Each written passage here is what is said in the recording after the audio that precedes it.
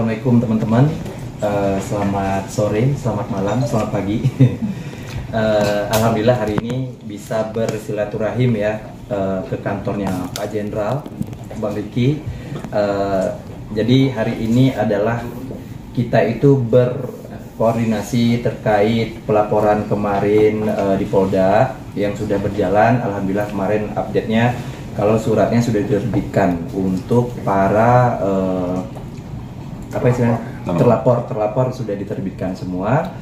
Dan tadi kita sempat bercerita kepada Bapak, terus kita minta nasihatnya juga seperti apa ke depan bimbingannya, dan alhamdulillah kita tadi sempat ngobrol-ngobrol dan sambutannya seperti yang kita harapkan juga, bahwa ini memang harus diselesaikan dengan cepat dan memang tepat begitu.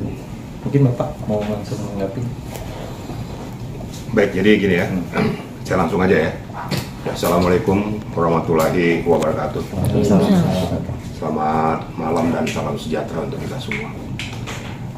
Jadi melihat posisi kasus ini yang telah diceritakan dari pihak korban ya, tentunya saudara Emil Jane ya, yang merasa bahwa mobilnya digelapkan oleh seseorang yang bernama Acha Prayoga ya. Kemudian mobil ini berpindah tangan kepada saudara Della Puspita dan Arman. Kalau kita lihat dari posisi kasus ini berawal daripada masalah umroh ya.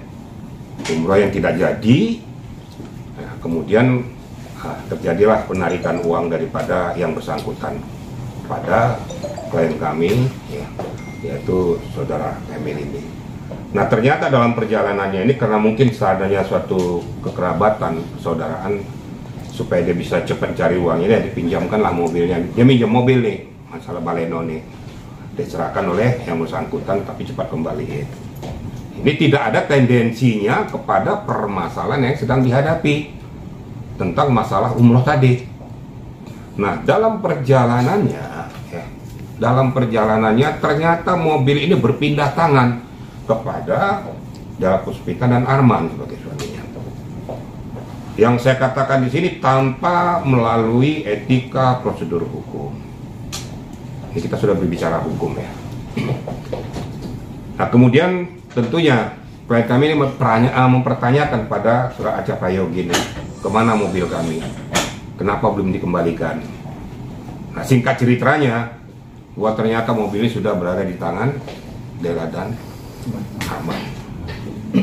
Nah, tentunya ya klien kami bertanya kepada yang bersangkutan, mana mobil kami? Tenang, aman saja. Ya, aman bagaimana?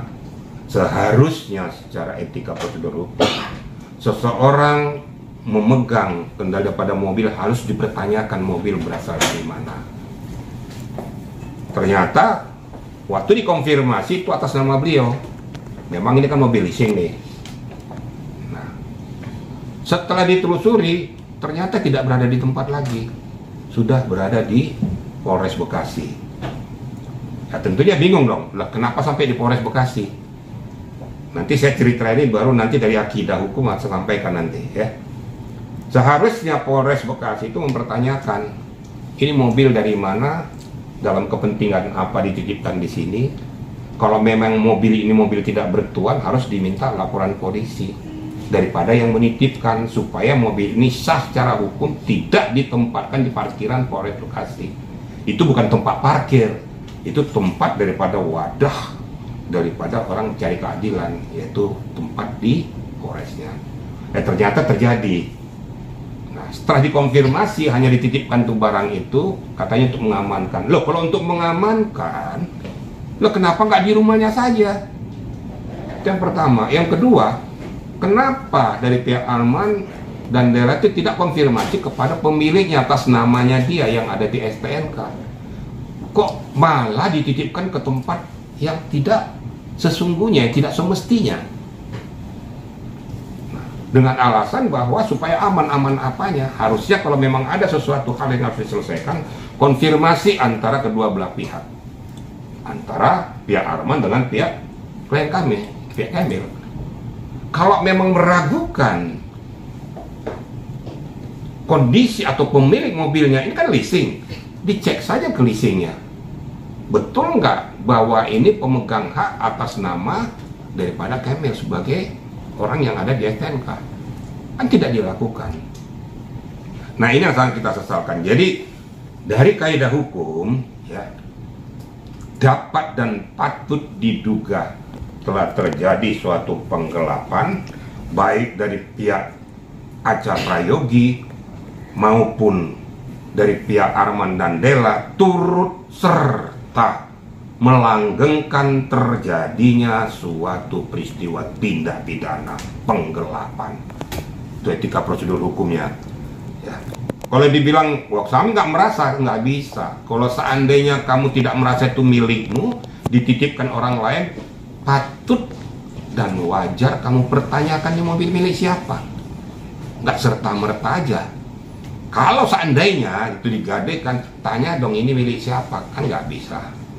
Tanya dong mana BPKB-nya. Kalau kamu mau menitipkan di barang supaya terjadinya penyelesaian tentang masalah pembayaran. Nah, kesimpulannya ya, bahwa di dalam peristiwa ini kami merasa dirugikan dengan peristiwa ini. Mobilnya diparkir di Polres tidak dapat diambil untuk sementara karena masih ada laporan polisi pengaduan. Ingat loh ya, laporan polisi pengaduan kepada pihak Polda Metro yang untuk segera ditindaklanjuti dari aspek hukum. Tentunya nantinya yang terlapor sudah saya monitor, sudah dibuat surat panggilan juga. Tidak bisa terlepas antara Acha Prayogi dan Della dan Arman. Ini etika prosedur hukum, jadi tidak bisa mengelak, nggak ada alasannya wah saya nggak bisa tanggung jawab, kan dia yang nitipin, ya titipin bawa siapa, barang siapa. Masa kita dititipin barang kita tidak tahu ini barang siapa, kita pegang saja, berarti kita telah melanggengkan terjadinya suatu peristiwa pidana penggelapan. Gitu kira-kira rekan-rekan media ya.